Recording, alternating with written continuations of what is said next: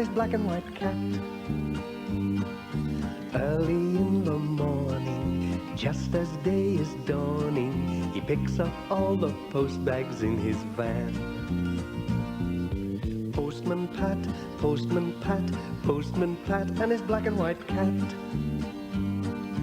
All the birds are singing, and the day is just beginning. Pat feels he's a really happy man. Everybody knows his bright red van. All his friends will smile as he waves to greet them. Maybe you can never be sure. There'll be knock, ring, letters through your door.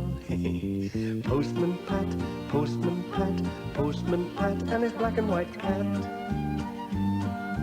All the birds are singing, and the day is just beginning. Pat feels he's a really happy man. Pat feels he's a really happy man. Pat feels he's a really happy man. Boom, boom, boom, boom, boom, boom. What a lovely day, said Pat to Jess as they drove along the valley on a fine sunny morning.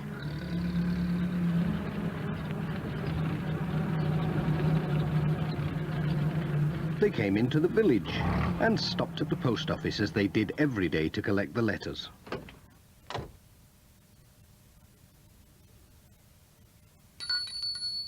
Good morning, Pat called. Morning, Pat, said Mrs. Goggins. Looks like a busy day for you, lots of letters and parcels. Well, at least it's a nice day for it. That's odd, said Mrs. Goggins. Most of the post seems to be for Katie and Tom Pottage. Ah, but of course it's their birthday. Oh, so it is, said Pat. Won't they be excited when they see all these parcels? They are lucky. I remember when I was their age, waiting for the post. Hey, I'd better be on my way. They'll be looking out for me. Well, I'll be off. Goodbye. Boom, boom, boom, boom, boom, boom.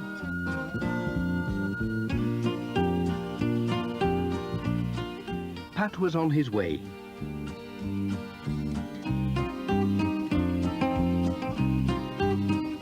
Before going to the Pottages, he had to call at the village school.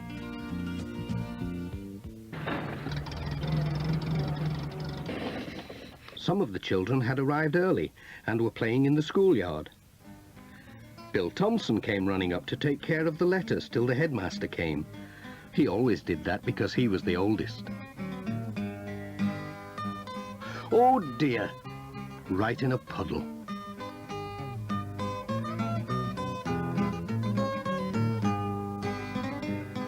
Sarah and Lucy Selby asked Pat if he was good at hopscotch because they'd just had new lines painted in the yard.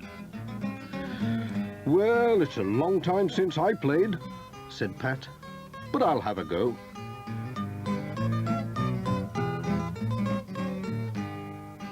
Let's see now. He was quite good at it. Whoops! Pat was enjoying the hopscotch so much he almost forgot the time. Hey, I'll have to be going. We can't have the post being late, can we? Especially today. Bye-bye, Pat. Goodbye.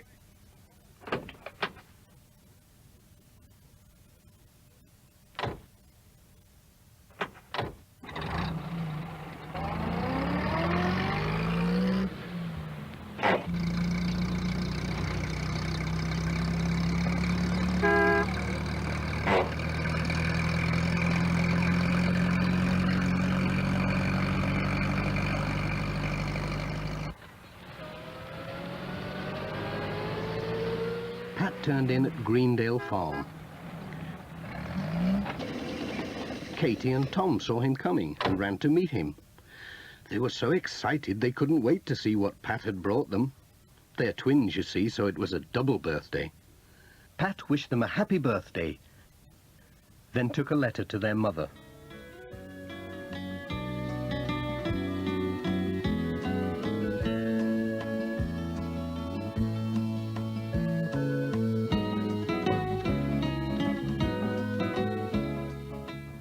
Tom's present was just what he wanted.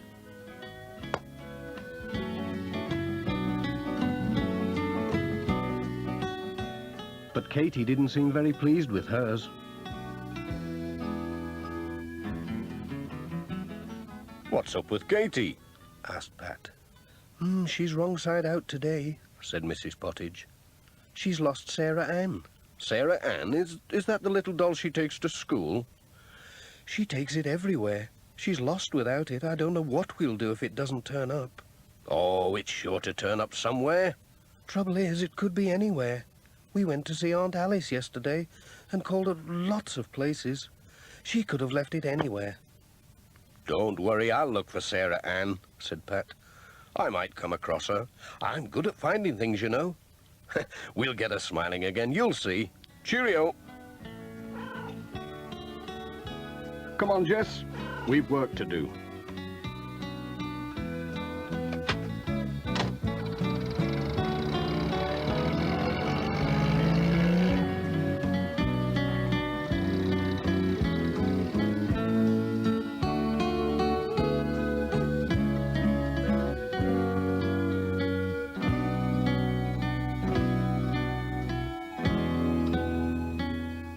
The next stop was the church.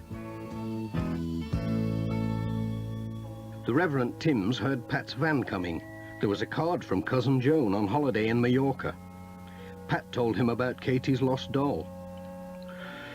"Oh, she could have lost it in the church," said Reverend Timms. "She always brings it. Ah, well, seek and thou shalt find. Let's have a look.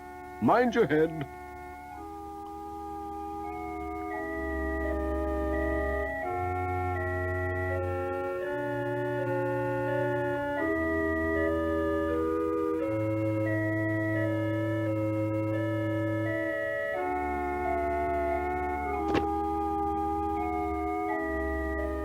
"Found anything?"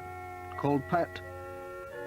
"Oh, yes, a bump on the head." At last the Reverend Timms did find something, but it wasn't Sarah Ann. It was a lady's glove. It had the letters D.T. sewn inside. "D.T.," said Pat. "Dorothy Thompson, that's whose it is, I'm sure. I'll take it along for her. She will be pleased." "Well, I hope Katie's doll turns up somewhere," said the Reverend Timms. "We'll just keep on looking till it does," said Pat. "Thanks for helping. Cheerio."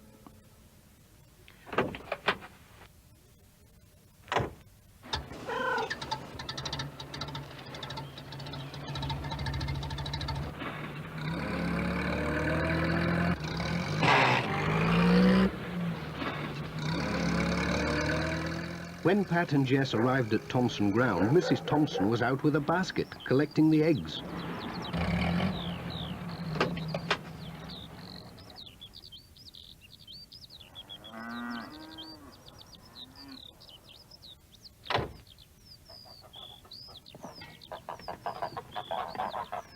She was surprised when Pat gave her a glove with her letters. "Well, I never," she said. "Where did you find this? I've been looking everywhere for it." Then Pat told her about Katie's doll. "I was looking in the church for it. The Reverend Timms found your glove instead." "Now, let me see. Katie and her mother came to tea yesterday. She could have left her doll under a cushion. We'd better have a look."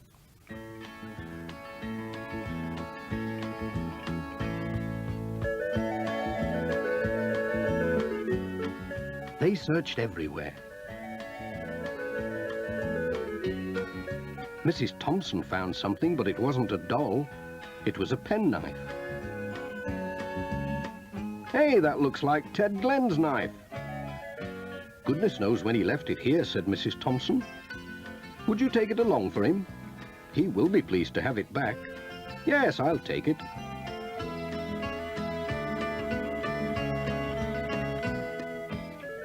"I do hope you find Katie's doll. We'll keep looking. See you tomorrow. Cheerio." "Bye-bye, Pat."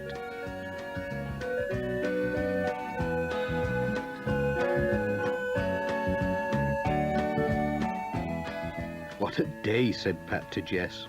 "We found a glove and a penknife but no Sarah Ann. I wonder if there's any chance of finding her at Ted Glen's.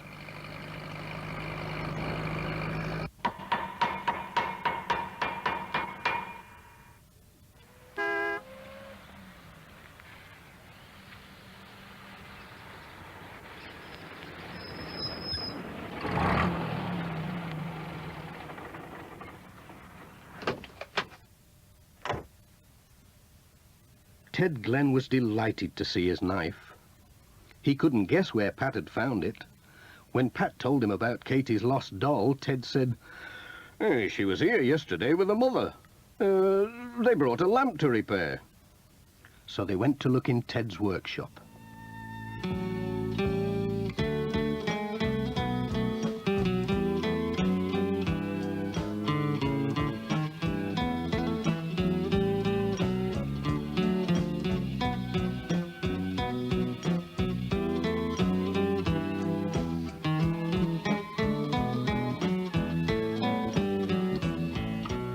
They didn't find the doll, but Ted found a watch that he'd forgotten he had. Enjoying yourself, Pat? "That's Miss Hubbard's," he said. "She brought it to be mended ages ago. She must have forgotten all about it. Would you take it for a Pat?" "Certainly. I'm going that way."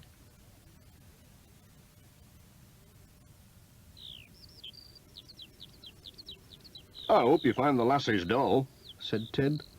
"So do I," said Pat. "I seem to be able to find everything else. Bye, Ted." "So long, then."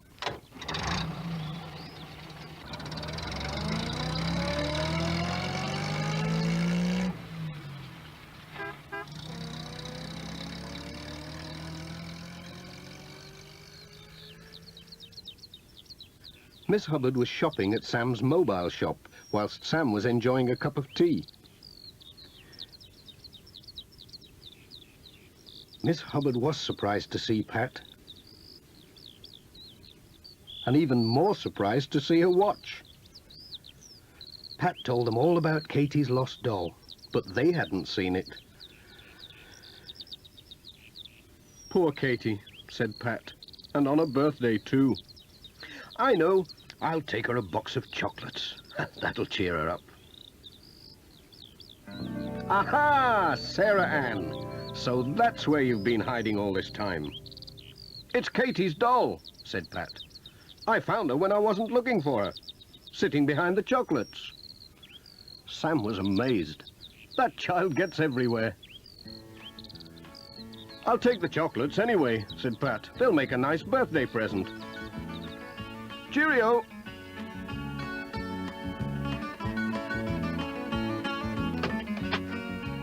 "Here she is, Jess. Keep an eye on her."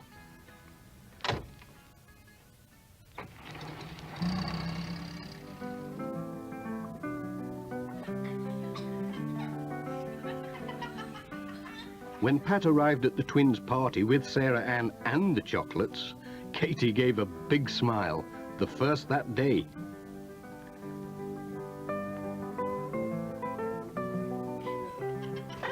Jess joined in the party, and Pat had a piece of cake.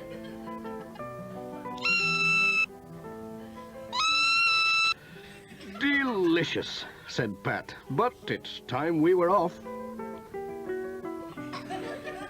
"Bye-bye, Pat. Bye." "Goodbye, everyone. Have a good time."